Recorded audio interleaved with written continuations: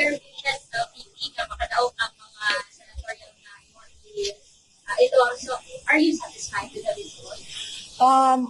Isa ako ang statement, no? It was not what we expected. We expected more candidates from PDP to win.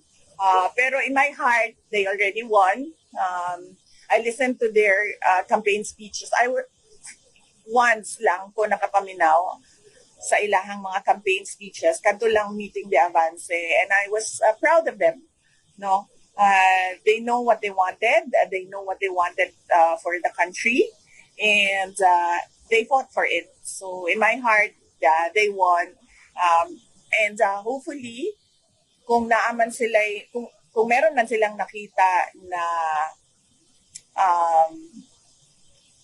hindi tama yung resulta ng elections nitong nakaraang May 12, ay maresolba siya sa loob ng COMELEC at kung saan man na pwede na legal na proseso.